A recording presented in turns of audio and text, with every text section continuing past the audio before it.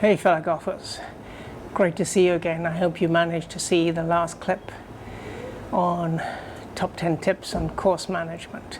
If not, you can go back to that. I'll put a link up above and also in the description below. I thought I would cover this time an accompanying piece that in a way goes with that.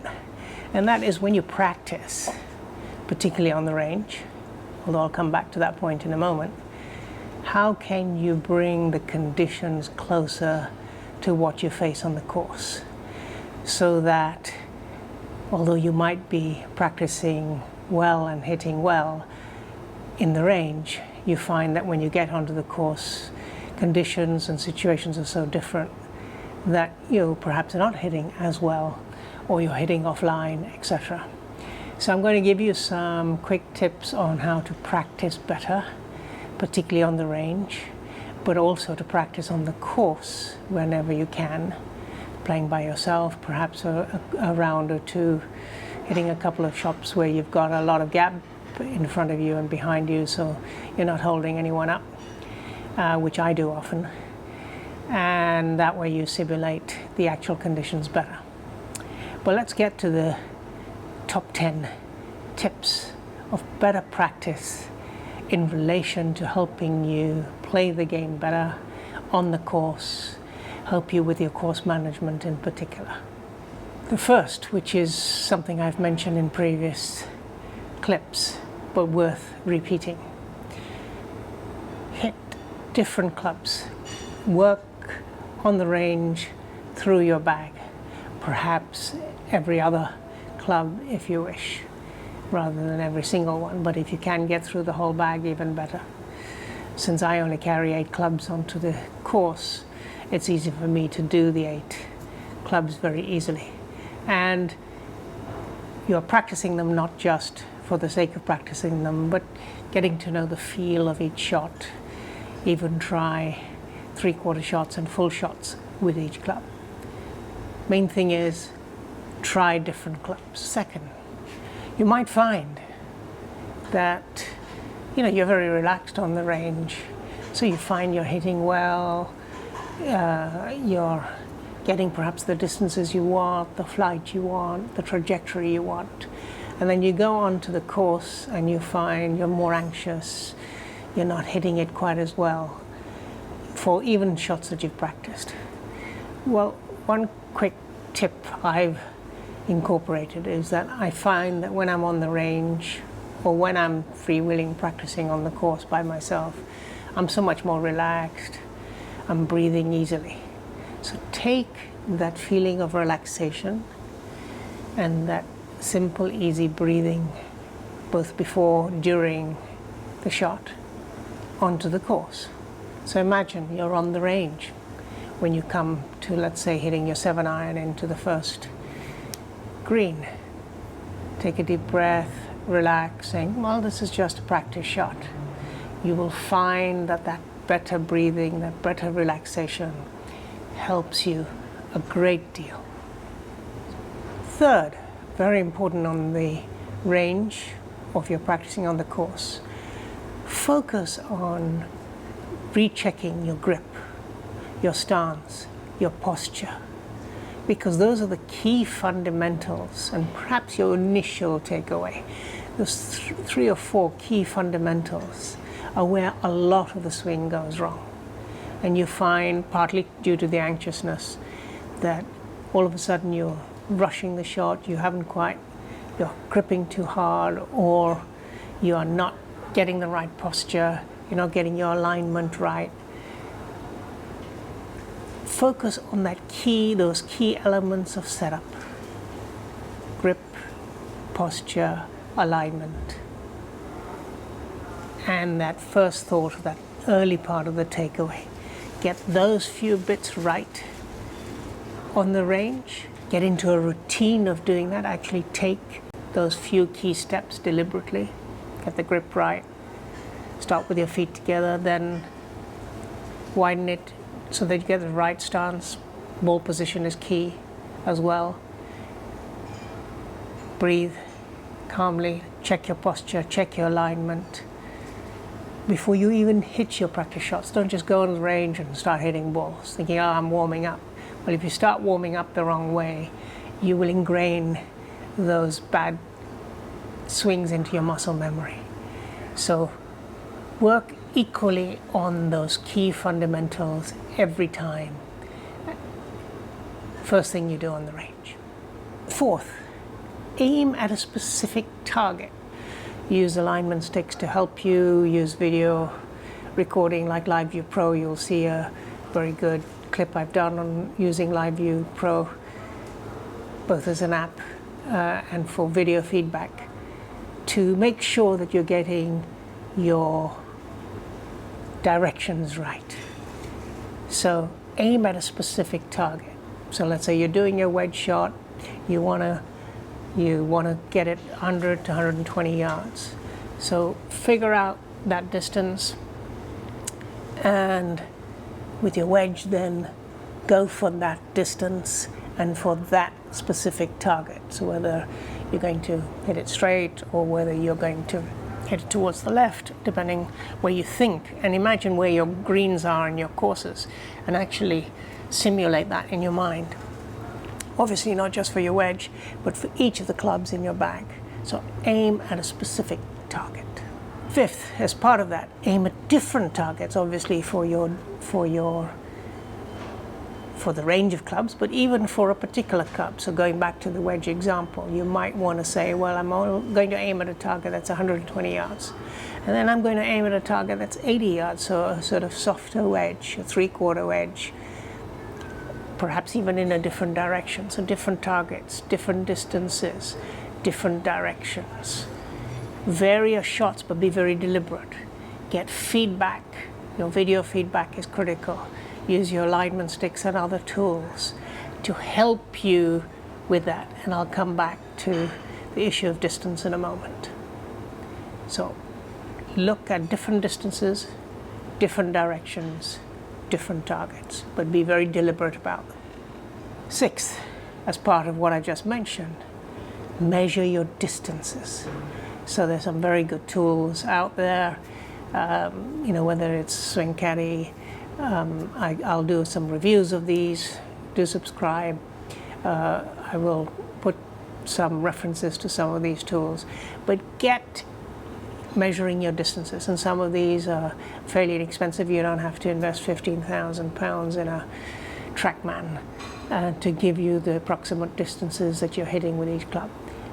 Get to know your distances, and although I'll come back to this in another clip, someone like Lee Westwood, what he does is he actually writes his average distance on each club, so that actually when he's on the course it's very easy. So he knows, okay, this is 125 yards using his GPS or binoculars, whichever, or he knows the distance, and he knows immediately which club to take, and he verifies that with the average distance he's written down on each club. Actually a clever little trick. But the start of that is figuring out what those average distances are with each of your clubs. Your full shots, and then of course your 3/4 shots becomes obvious.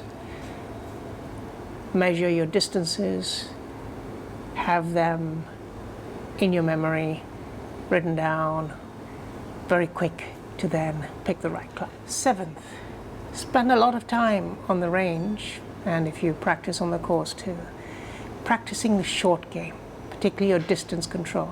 So chipping 10 yards, chipping 20 yards, chipping 30 yards, perhaps even with the same club, or vary it. You want a higher trajectory, use a higher wedge, a lob wedge, a gap wedge. You want a lower trajectory with more rollout, use an 8-iron, 9-iron. Try working on your short game, and there's some great tips. I'll be coming back to a session on short game, learning from great pros like John Rahm and others. Look out for those clips. Coming soon. Eighth, it's important in doing the setup, although I mentioned it earlier, I thought it'd be important to mention also, get the order and sequence of your setup right. So you might want to say, well, I find it's useful to start with my impact position, and then make sure my posture is right, and then my alignment, and then I spread my legs out, check my grip, or the other way around, start with my grip. There's some techniques and tips for checking your grip. You can look at some of my earlier clips on tips and techniques and drills. But get a sequence that works for you, so that all the elements of setup and alignment and impact position and initial takeaway, but get that sequence and keep to that sequence that works for you. So it's not only getting those elements right, get the sequence and the order that works for you and stick to that. And then when you go into the range, reaffirm that, re-practice that, get it right before you hit each practice shot. It'll pay off. Ninth, although I've in essence referred to it, practice as much on the course as off it. Obviously not when you're in a competition. As I mentioned, I go out for a lot of rounds by myself, early in the morning, when it's very quiet, sometimes only for a few holes. And I put in my mind that this is really a practice session.